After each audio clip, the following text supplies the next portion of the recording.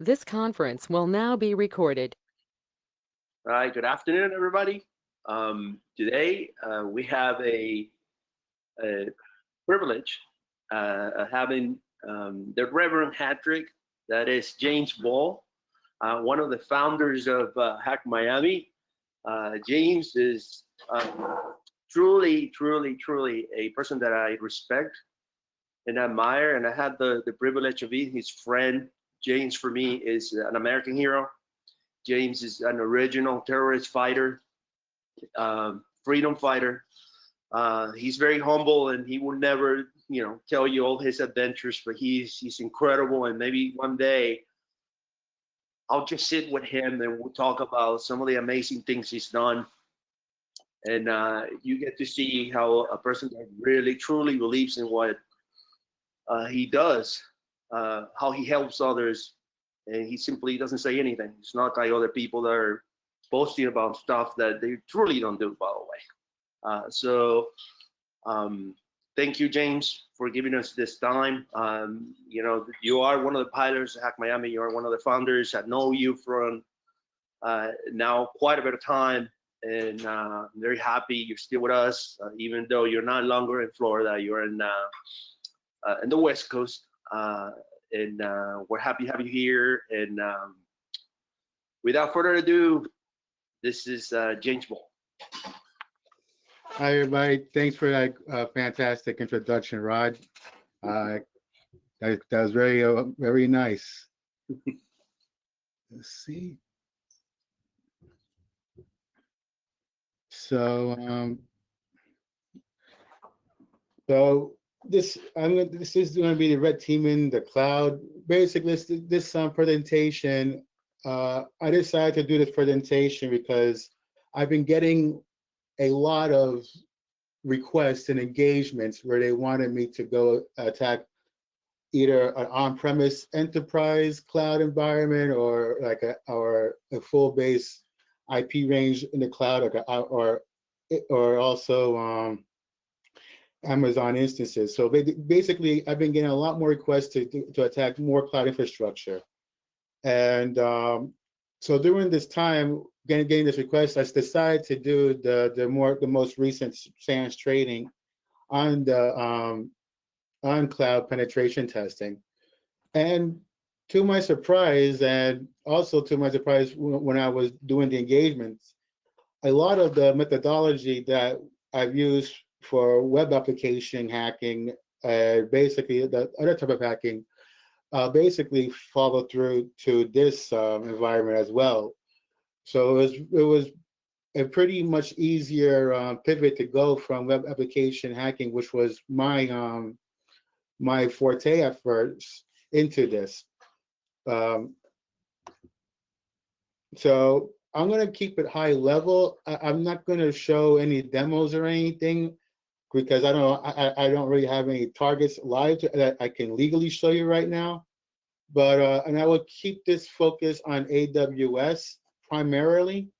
However, Azure, Microsoft Azure Cloud, that's also very similar to this, as well as Google Cloud Computing and Alibaba. So what I'm going to be discussing here will work across all the different types of or all the different vendors in cloud computing. Uh, but this will be primarily with AWS. Now, when you're going to be doing cloud computing or cloud-based penetration testing, you are going to be using the tools associated with the environment. So when you be testing Amazon or AWS system, you'll be using their AWS client command line interface or their own tool. And most of the attacks will be based on your knowledge of those tools itself.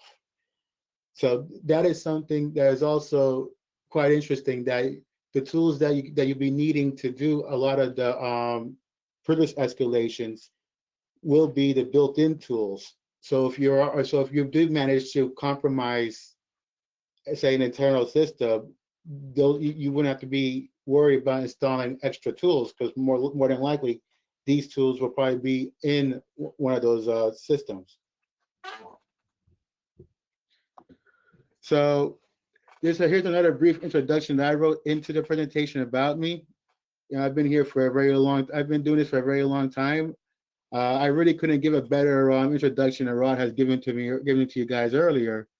But I will go into the types of things I've been into recently. I did mention I've been going to cloud computing recently, but I'm also a subject matter expert in web application testing and API testing, as well as single sign-on technologies, which goes very well into cloud-based testing. So, as I said earlier, the cloud is being adopted by many industries, and many industries are going to go fully based into the cloud. Now, when I mean the cloud, I'm also saying Azure and AWS.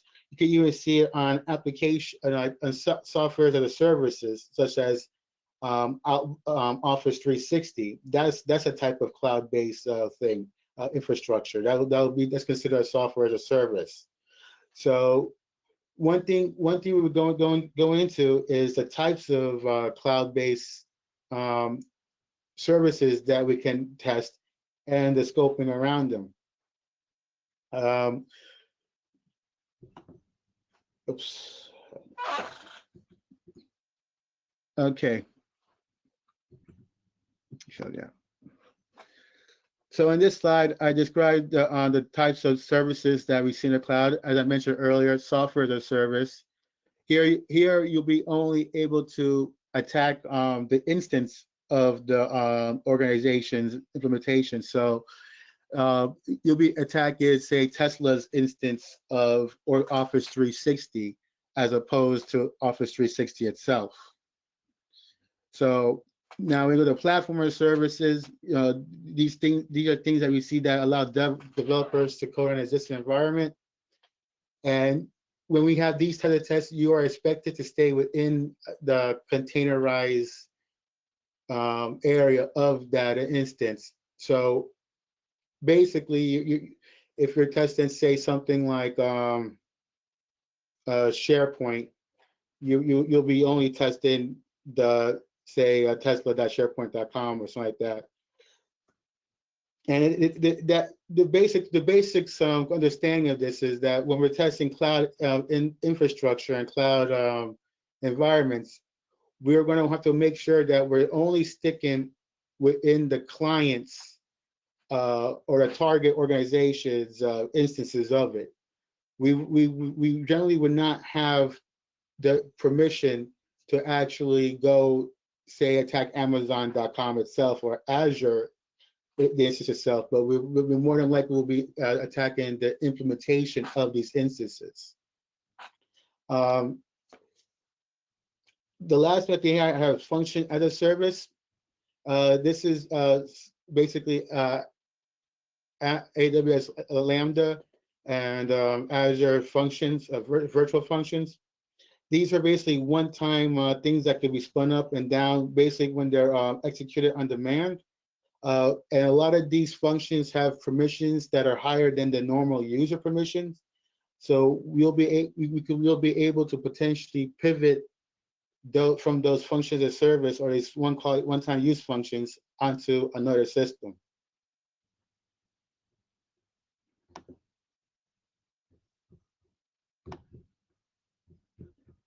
Okay, so here's I go into when we're testing the software as a service. I have here the Salesforce, Office 360, Dropbox. It basically is explaining the types of access controls that we have to focus on the tests. Let's go to the next slide.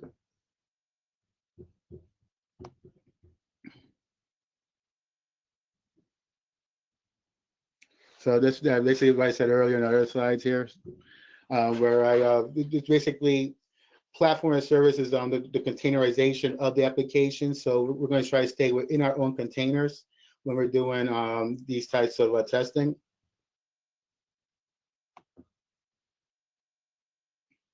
So here's infrastructure as services. These are the ones where we're attacking the virtual machines, the storage devices, storage services, and blocks such as blob services.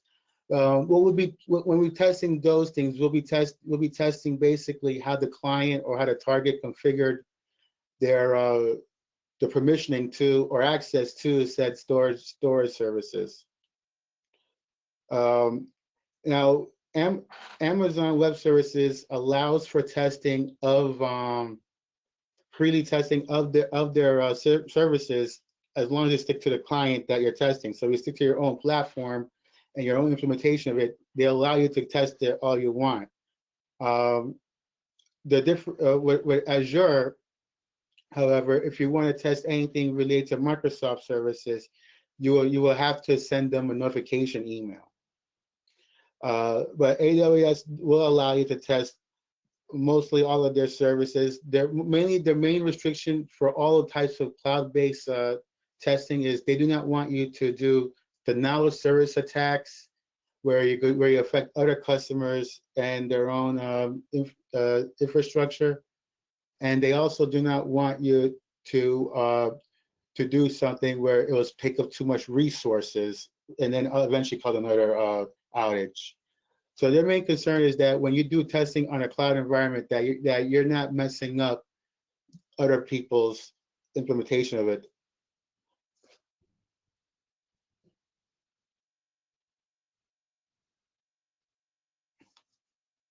So here's the stuff that Azure, like I said, they allow you to do.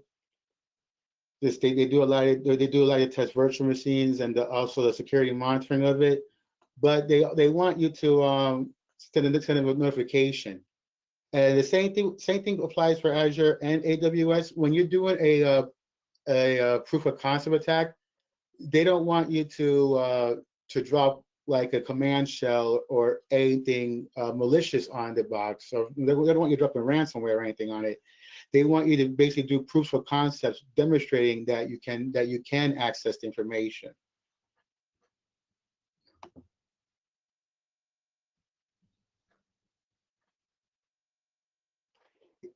Here I go into some information on types of containers that are packaged. This is basically going over run C. This is what you see in mainly the Linux environments. Um, Docker requires this to run. So when we do things with Docker, you'll notice that they do have to use run C with their containers to run. Excuse me for a minute.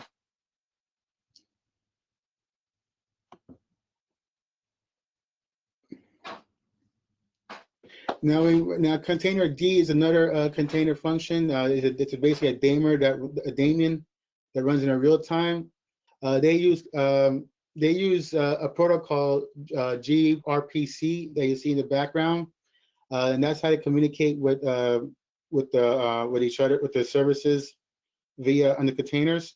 If you'll probably see gRPC calls when you're doing Wireshark inspecting of network traffic using Wireshark. But for the purpose of what I'm saying here or this presentation,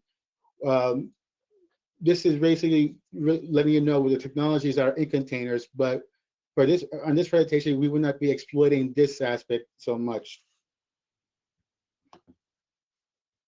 So what I mentioned earlier today is that when I started doing the cloud-based penetrating testing, I was actually surprised about how very similar it is to web application testing. To the point that there were a few slides in the training itself that referred you to go take the web application training as well as the advanced web application training, which I've done already. So. And the things that they demonstrate in a lot of these trainings are things that when I try to do in the real world are not as prevalent anymore. About 2 years ago, this was more prevalent. You'll be able to see open Mongo databases and open Redis databases, but not so much anymore. But it's still always good practice to always check for it. even though there's bug bounty programs and there's tons of internal teams, there are still you still might get an instance of a rogue of basically of a developer spun up something that maybe forgot to spun down, and that could lead to a pivot into another instance in there. But from what I've seen over the last few years, when it comes to infiltration of enterprises, um, it was either done, it was mainly done via phishing and social engineering attack. I would say about 90% of 95% of the infiltration done at enterprises nowadays is done by a phishing attack or a social engineering attack. Um, I have seen other types of attacks where they exploited the APIs of many of these services. Uh, I myself was able to exploit APIs of IAM, the Identity Access Management protocols, which we'll go into in later down the slides, to get info, basically through basic API calls via over permission tokens or sessions that are being sent in the API. But when we're first starting out doing these enterprise tests or very large cloud-based testings, uh, you may not find things coming at you at first. You may scan a very large pool of IP addresses, and they will not be they will not ping back to you because they've already been patched up or not. So so what we're going to be going into mainly now is a lot of these things will be is if you already did post exploitation after social engineering on on an employee, or if we're able to gain information via an exposed API or misconfigured API or other web vulnerabilities.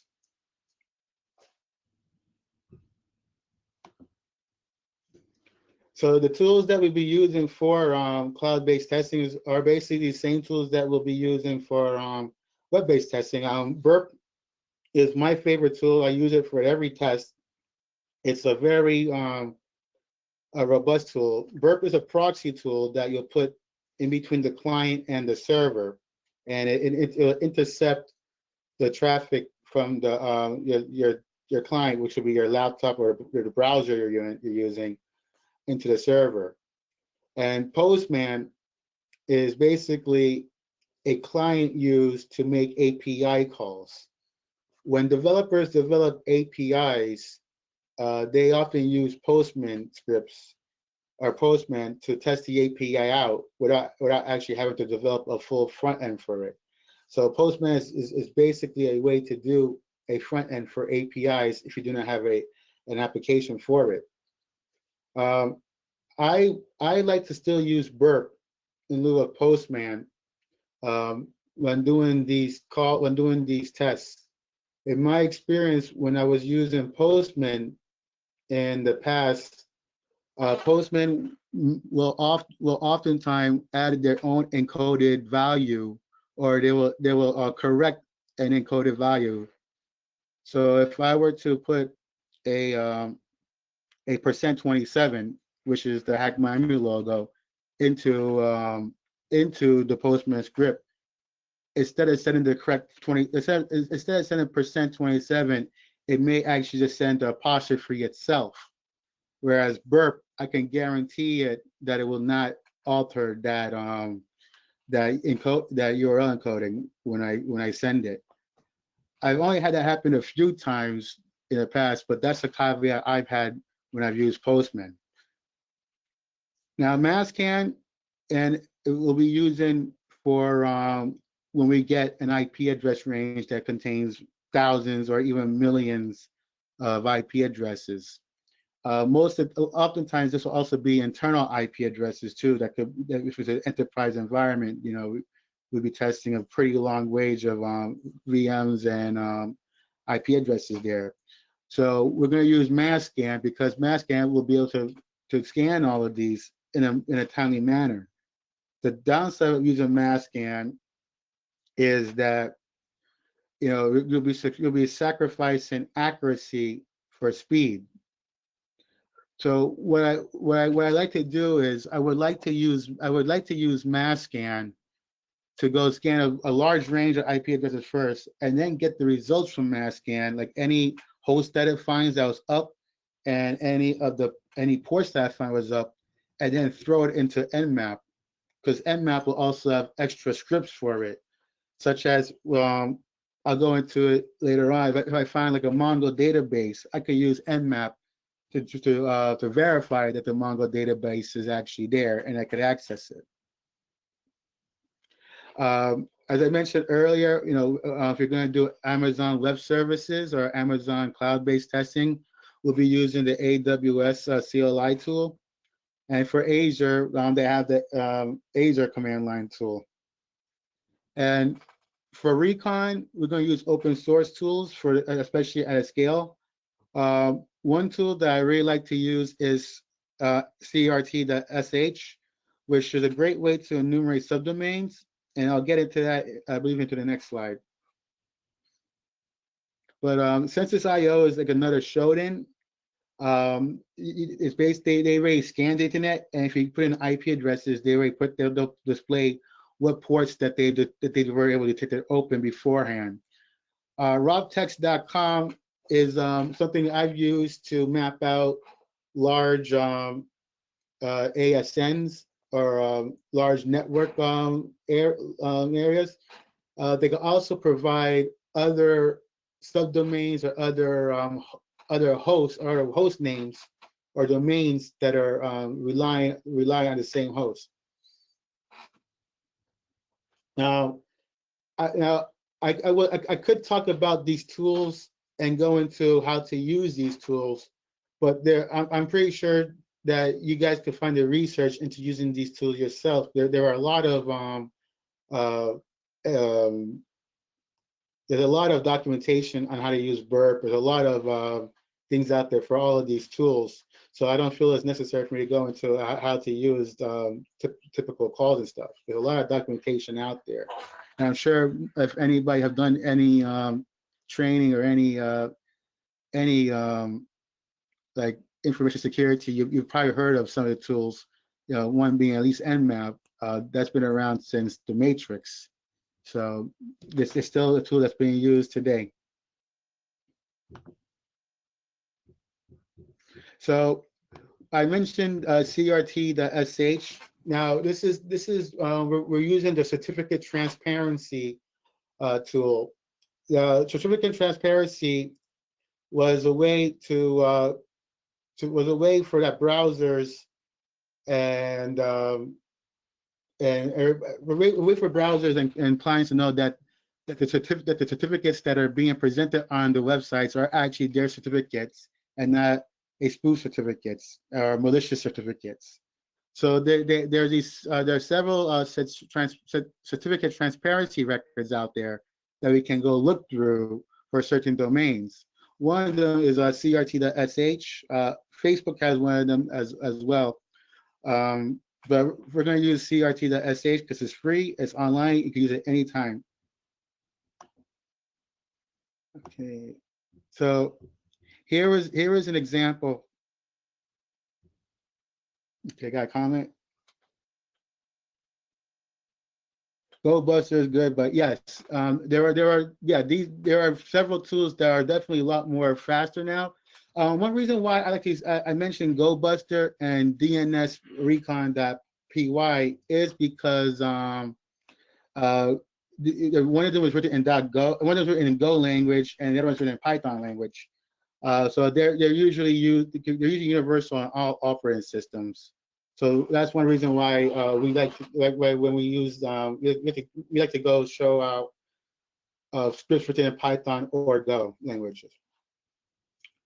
So here I gave an example of how I used I tried to enumerate some subdomains of Tesla.com, and I used the CRT, the certificate transparency site, and I used the wildcard of the % there in front of .tesla.com. Now, the reason why I put the wildcard .tesla.com is because if I just say wildcard Tesla.com, it'll pollute the results with some that could have something with before the word Tesla in it. So if I put wildcard.tesla.com to make sure that I get more subdomains out of it. And here we can see we get more subdomains out of it. We can see there's powerhub.energy.tesla.com, gridlogic.energy.tesla.com. The list went on pretty long, but here I just want to show you what this could look like and how you can enumerate other subdomains by using this certificate transparency tool.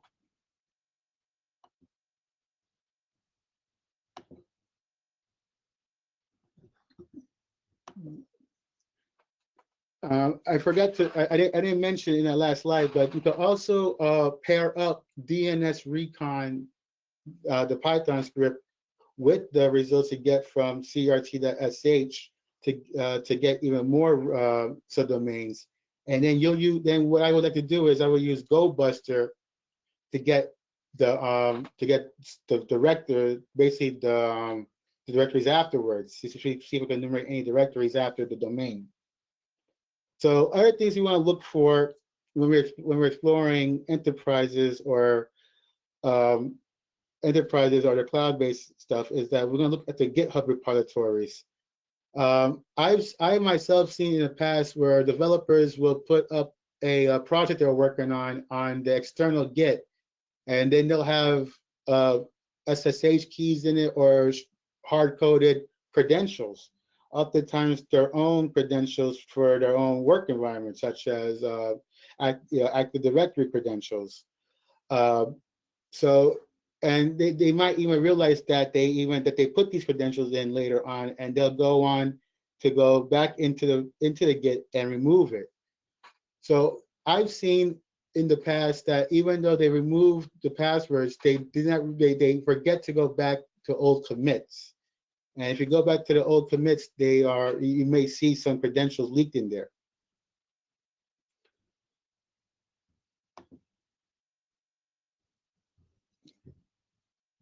Oh, here's where I mentioned where I could use the DNS Recon with share IRS. So here's where I mentioned I go more into the other services in more detail. The Census IO Shodan services. I'm sure you guys have seen these services already, so I won't go in too much on them.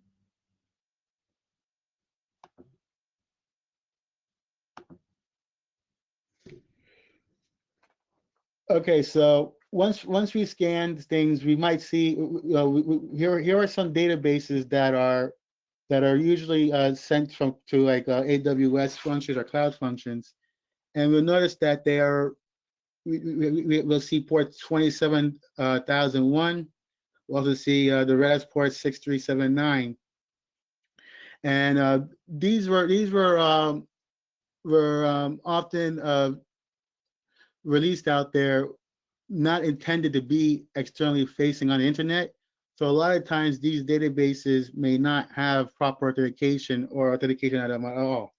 So once we find these, we can use Nmap or other scripts to try to connect to these databases.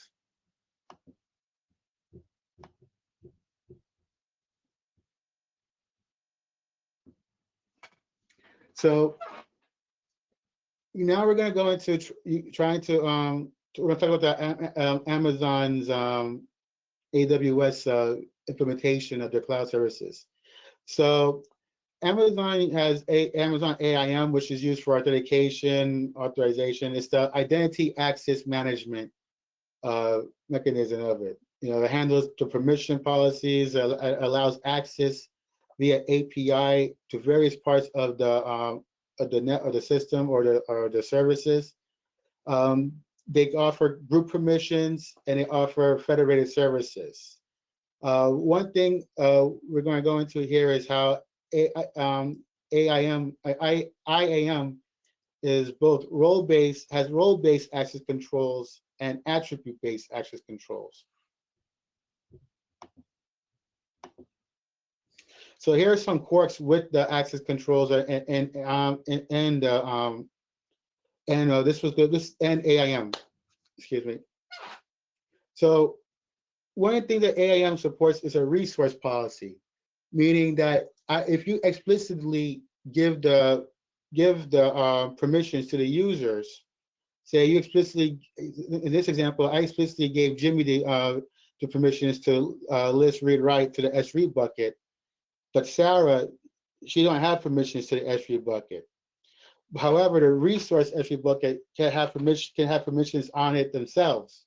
So even though I as an administrator could explicitly have told Sarah that she did not have permissions to this resource, the resource uh, could have been somehow provisioned to have the to have this on the to have Sarah on a resource. So what can happen oftentimes is say Sarah herself moved on to another department or another division, and they took the resource off her name, but it's still the permission off her name, but the resource is still allowing for the permission for her to get into it.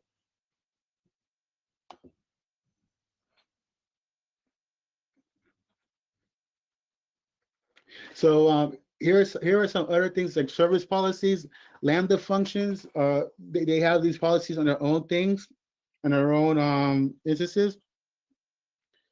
And when we have these policies of service, we may be able to use one service as a pivot point to interact with another service function where the user does not really have access to that function. So if say there's a function that makes a call to billing, uh, it's like a one-time use function. Now a user may have access to that function, but doesn't necessarily have access to billing. So maybe a function could be, maybe a user could leverage this function to access something else. So this is one of the ways these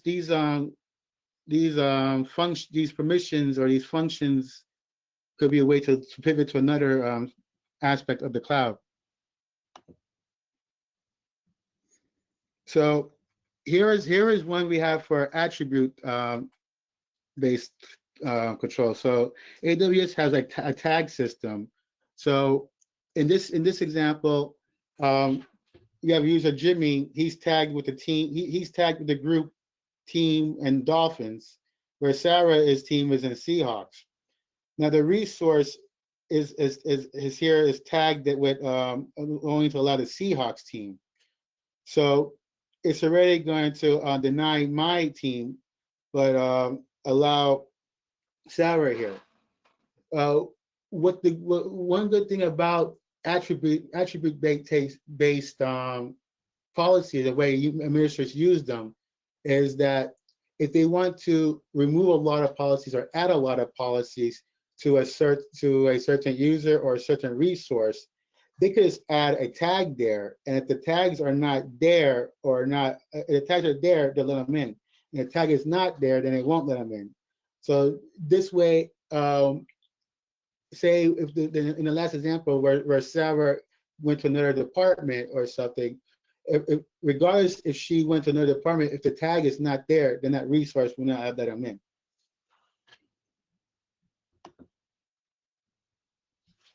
Another thing that AWS has is user versioning. So say Sarah went to another organization again and went to another department, and now but her user still had what was called a set default policy on the user initially. So what could happen is Sarah will be sent to another department, and they'll probably re-permission her to go to have this department have this department's permissions, but not the last department's permission. So what Sarah can do if she wanted to go back and look at the last policy, the last last permissions, she could run the set default policy on herself through the AWS command, and that will revert her to the old policy where she had the original policy, and she could go back to her old department information. If we could find other users that have this set default policy on there, we could potentially leverage this to get access to other areas that we didn't have access beforehand.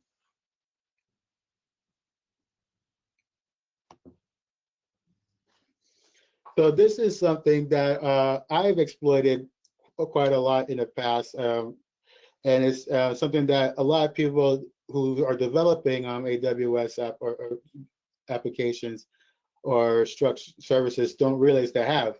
AWS has an instant metadata data service. It's basically like an API call where it'll provide JSON information of the running services right now.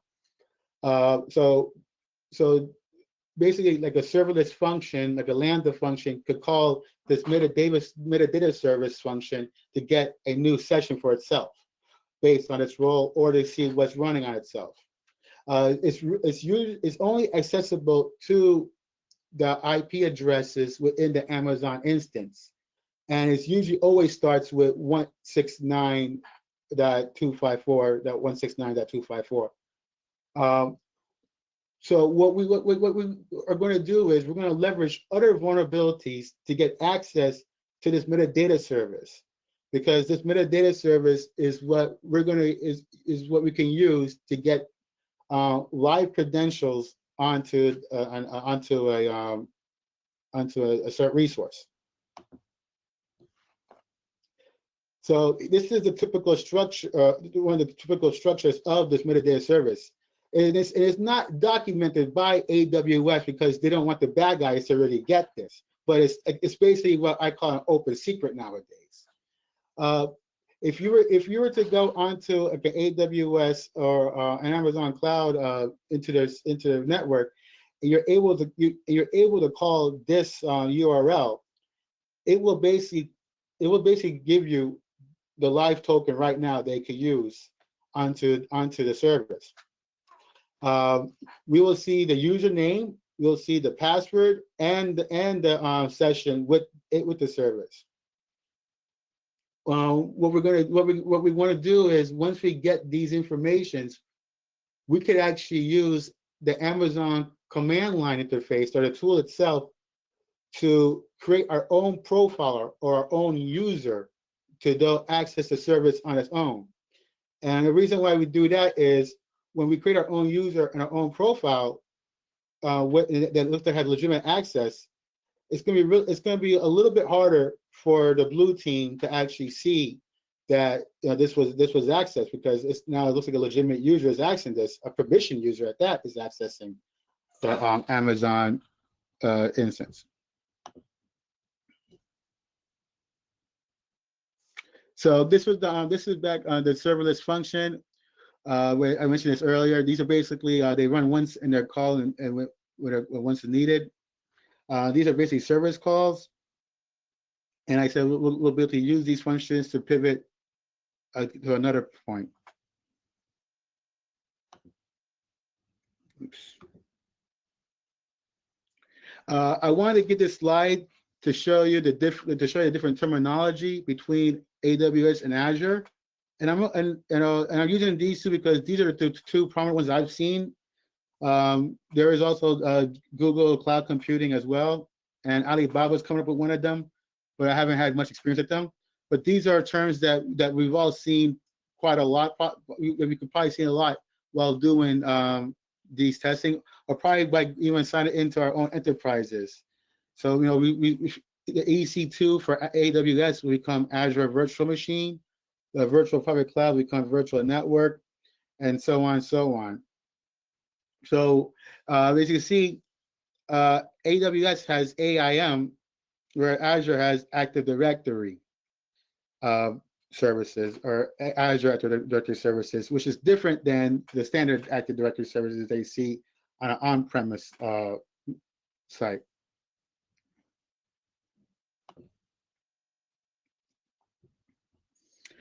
Okay, so as I mentioned earlier, one of the main entry points to the cloud infrastructure or any enterprises are web applications, and even web applications that access VPNs, such as Cisco SSL VPNs, have web interfaces to access the internal network via a web application.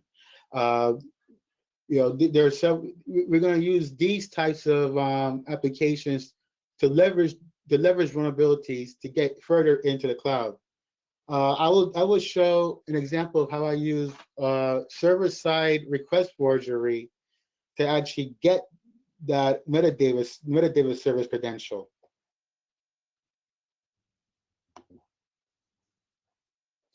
So last year during engagement, we were scanning an internal cloud, and I noticed that we're scanning an internal IP address range, and we noticed that there was an instance of this Grafana cloud deployment. We saw something like Prometheus and other types of metrics. This was like a metrics reporting platform. I really don't know exactly what it does. From what I saw, it looked like it was like an observation platform, or it was definitely some kind of reporting platforms that system admins or internal people use to basically gauge the usage of the cloud. But we noticed that there was a function there that called another URL. So what what I used to exploit mainly as open redirects, I can now use it as basically a server-side request forgery. So it's in this instance, instead of redirecting to an arbitrary site, I decided to redirect it onto something internal. So what I did was I noticed that I went to the vulnerability that was described here, CVE 2020 1379. It described the server-side request forgery instance that I'm going to describe to you right now, show you how it worked. So what it did was it took the avatar parameter, anything after this avatar session, it could put anything in there, and you can have it redirect to one site. And then if you change that redirection to another site, you can have it then go to the meta service, the metadata service, which is what I've done over here. I attached the metadata service IP address onto the redirect here, and this was the result.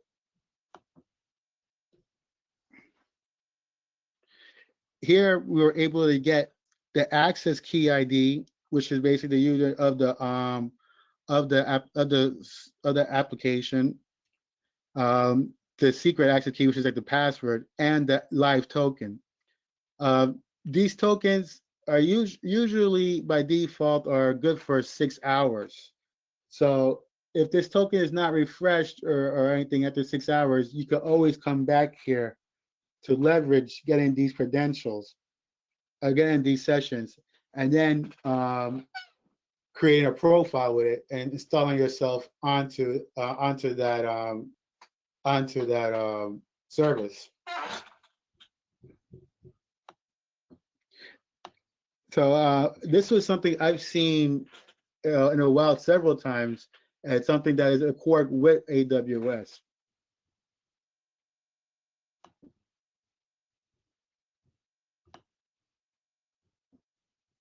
So one thing that's often overlooked while deploying on these applications or services is that they rely on API communications, and oftentimes these APIs could be overly permissive to get information from other places. So they may want one API to call billing, to go call, as well as the same API to go call, say, provisioning, or maybe call some other department. So if you rely on certain APIs that can have access to these different departments, then you could potentially use the same session from the API to go access another session, to access another resource. So one thing I found is if I were able to get a token from one API that called, say, billing, I was able to use that same token via a user that didn't really have access to provisioning to then provision another user onto a system. So that is one example of how we could how APIs are exploited. What I've noticed in the wild often a lot is that APIs are often overlooked in this fashion. I was often able to basically to get information um, from these APIs because the API session itself is always valid. And oftentimes when you're using a web application that has an API, they want to tie a web application session to the client or a GUI that calls the API, and the API has its own session. So while you're using the client or the application, you yourself may think that there's a roadblock here, like it may gray out all the buttons for you, or might prevent a roadblock in a step. But the API has its own permission, its own token. So you can still make a call using an API token to a service and get the results back in like a JSON response instead of going through the GUI, going through a web application GUI. Um, and this is something that is still being it still has to be checked and cause a lot of organizations because I've been able to gain a lot of information from like from lots of information uh, via API leakage and improper access controls on APIs. And a lot of functions in the cloud rely on these APIs where there's no GUI, it's server to server or app to app or function to function. And these APIs are often overly permissive.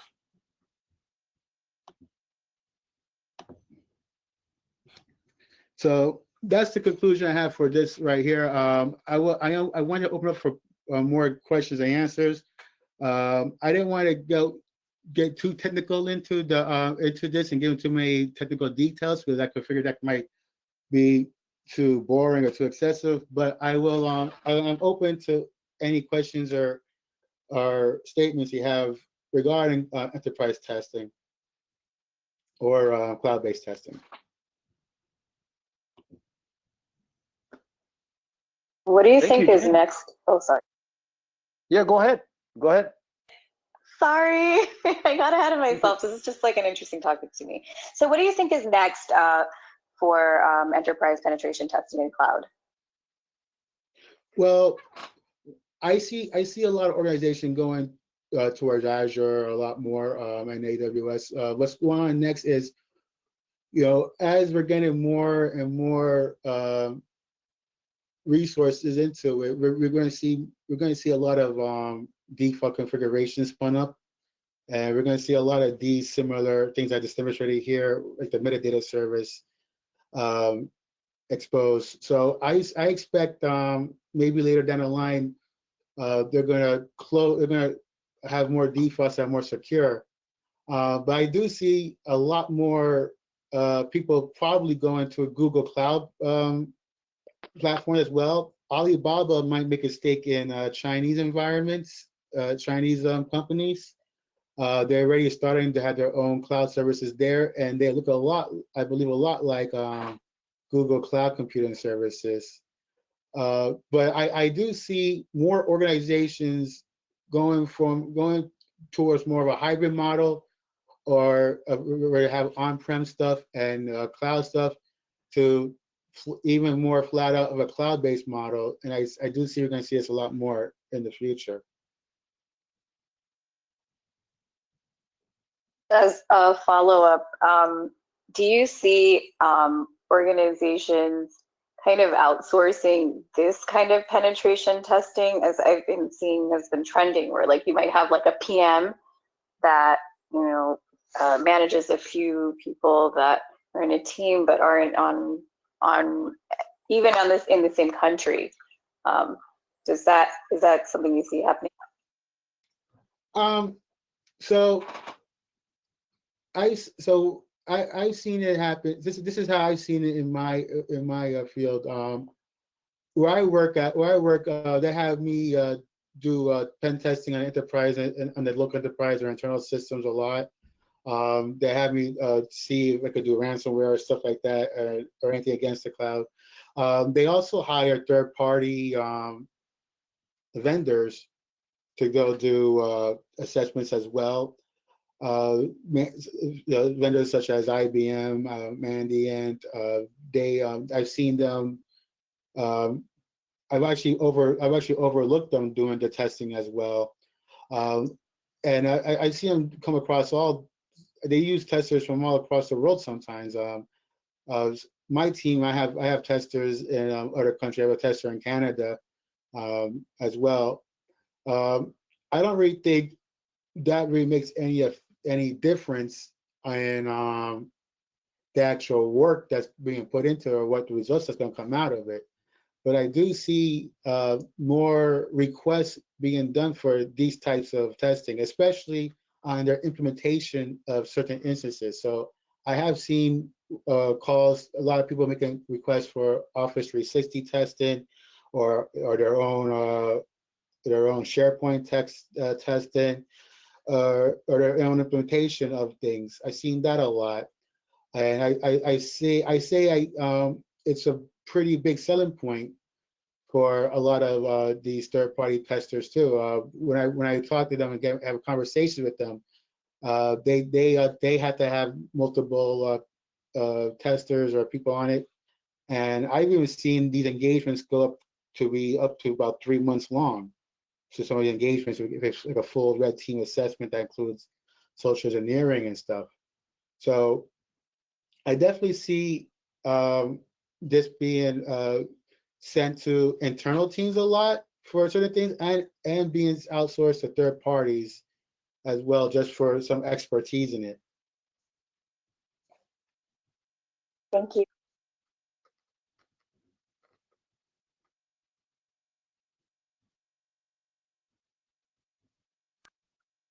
I guess I can keep asking questions. Okay. So what are some of the juiciest bugs you've seen? Besides some of the, I guess, the more common ones that you just showed us, that you've been able to discover? So let's see. So I was able to exploit uh, identity access management of a customer from enterprise. Basically, I was able to pivot from a customer's API access token to get into uh, essentially a, uh, a customer care representative's terminal from the outside basically from the external facing website. I'll give the example of a Tesla.com. It wasn't Tesla.com. Let's give that example. From the external facing website, Tesla.com, I was able to use the API information, the API calls from the IAM to go pull records from from basically the billing department as my own user, basically via exploiting the improper controls over IAM. I thought that was quite interesting because at that point I was able to get a full info just by enumerating customer IDs.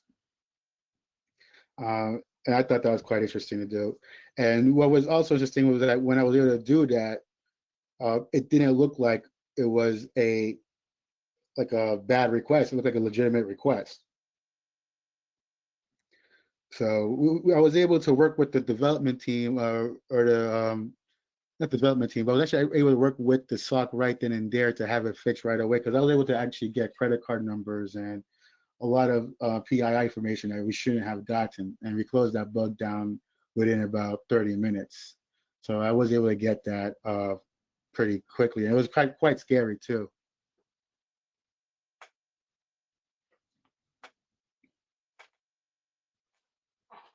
Yeah, for your AWS trick, I thought AWS versioned that API so you could get a new version where the first time their daemon started on the virtual machine, it pulled a one-time token. And if that daemon ever died, you could never access that internal API again. What was that? Like, is that something you've seen? I thought it was something they did already, but I'd have to find a URL or something referencing it. Because So they got they tired of people going after that. yeah, so they have tried to do that in version 2 and version 2, but uh so the way what happened is they tried they did it in version 2. They tried it what they did that reset, but I was still able to see this in the wild, and I still use the same old methods. I was still able to do it. All I did was I created a profile and I made it. I kept on calling that call, and it still gave me a new token. I haven't actually seen it implemented, but it would stop me from that in a while yet.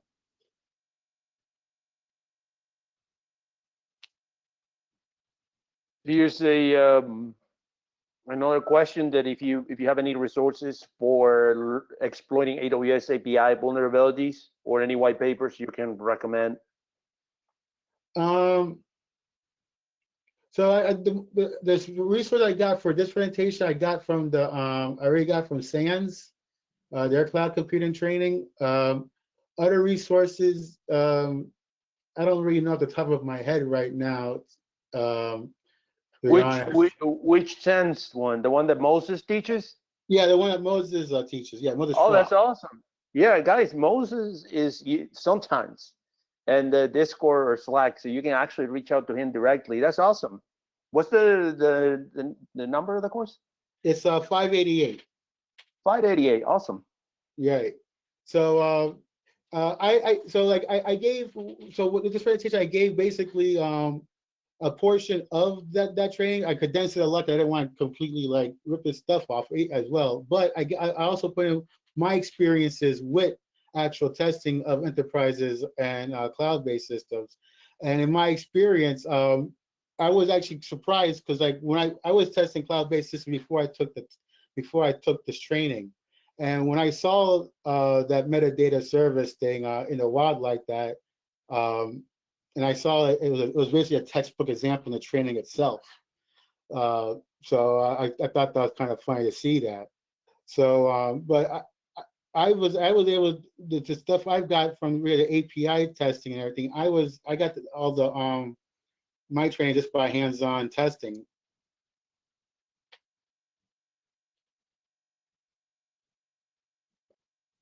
It's pretty good. Any CTFs that you know of? There was a question before. No CTFs that I really know of. I haven't really followed CTF. I followed CTF in the last 2 years, so I haven't. My CTS have been, they've been giving me a real life one, so I haven't really been able to play with one. Here's another question. Yes, yeah. James. If cloud clients actually follow the rules, a lot of these will go away. I mean, if developers follow the rules, a lot of these will go away too. But things that wouldn't go away are inherent things such as, for instance, if they still had resource policies where the policy allowed the person explicitly go into it, that could still allow things. And if someone actually knows the command line tool of AWS, they could, even though everything is set up properly and you did everything right, you could still get a compromise. Say if I was able to steal somebody's password or phish them. And as I said, like 90% of the infiltration that I've seen in a while has been straight up phishing and social engineering. One of the most recent phishing campaigns that I see was successful was they used a Toastmasters template to get some Toastmasters people to go click something. So it could even be groups that you're part of that they could go fish a template out. Other social engineering aspects that I've seen in the wild are LinkedIn recruiters trying to send you a document to go show them, oh, here's a new offer. You have some nice pretty lady on LinkedIn showing you some offers or something. You click it potentially on your work computer, and now that could be a source of infection right there. James, in your experience you know, and working with some of those other companies that have also done testing alongside you and your company, what what did you find, if you had any knowledge to what they found versus what you found, and what was, you know, who found more, and tell us about that. So, so in my experience, I've mainly been on par with the third-party testing, or I've often a lot of times I found a little bit more than they have found. One reasoning behind that, and that a lot that my managers and people have told me, is that because I'm internal, I have more at stake to do a better job and finding stuff than say a third party, because you know a third party probably won't care as much as somebody internal to it. So, however, um, you know, I have seen some novel things that some third party has done. So I have seen IBM, for instance, they were able to write a their own tool to extract Symantec VIP tokens once they were able to access a client in real time. And then they were able to access the VIP tokens from memory as well. I thought that was a pretty novel thing that they actually wrote a whole tool to exploit that VIP access, the Symantec VIP token. Um, but I would say, you know, I was actually quite surprised, sometimes a little bit disappointed, that I really a few times I've um, I've I've hired some third-party testers or third-party vendors to do some assessment, hoping to find something novel that they've done, and I haven't really seen much anything more novel than what I just showed you right here. And even when I do it, I still pull out a lot of things. So I mean, I was quite surprised that a lot of things that I think should be easily fixed, that you know, by basic security, are still out there and easily exploited. Um, Also, I've also had experiences where um, a third-party vendor did not do their job. When I first came to an organization, they were hiring this third-party vendor where all they really did was ran a scan and printed out the result.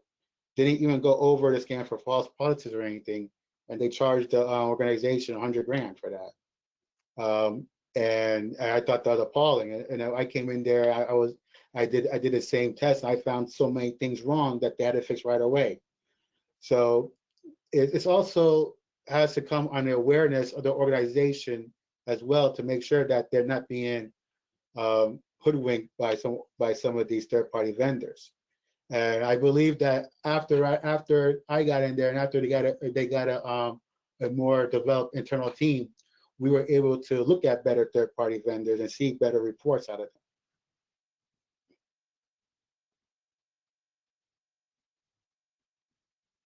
Any other questions? I do have another one. You know, it's my impression that, or what have you found? Have you looked in the areas of orphaned instances, and what did you find? Basically, you mean like VMs that were no longer being like looked after, or that are no longer, like for instance, like they're no longer part of a group anymore? Is that like what you're referring to? Yeah, it's my impression that, you know, a lot of people probably aren't really keeping track of their, you know, instances very well, because they've got, you know, so much. Right. And that's a source of vulnerability that needs to be highlighted as well. And I was Right. just curious as to how much you saw, or even did you have an awareness to look for it? So, so in my personal experience, I've experienced being an orphaned person out of the Azure directory at one point, where they had me outside of all direct, like they had me as my own department at one point, which was interesting. But now, when it comes to orphaned or orphan resources, that really depends on the asset management of the organization. I've been to some organizations where they had a full overview of their assets. They knew exactly what each host was, what was spun up or not. I had organizations that had a somewhat of a decent view, and I've seen organizations where they had no idea what was going on in their own internal network. So in those organizations, there's going to be a lot of orphan things. I've seen many times, applications or services that are completely demo applications that the developer spun up, to see if something worked and forgot to spin it down. And these things are often ripe with are full of vulnerabilities. One thing I've seen like an internal EC2 instance that had like an application that I think the developer was working on for college or something. It was completely unrelated to the organization. It was like a book selling invoice app. Maybe it was something to train himself on something. But this application was a PHP application that was calling a system function that I was able to go basically exploit this application that nobody knew about to go pivot to another box or pivot on this same box higher privileges because some developer wrote something up to test and just left it there. So it really depends on the organization's asset management and their monitoring of what's being up or down there. Orphan instances or orphan things could definitely be out there, and if they're not using any resource or any utilization, they may go unnoticed for a very long time.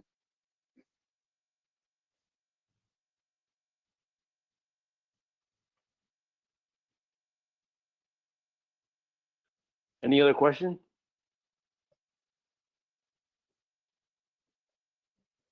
All right, I'm gonna hit stop recording.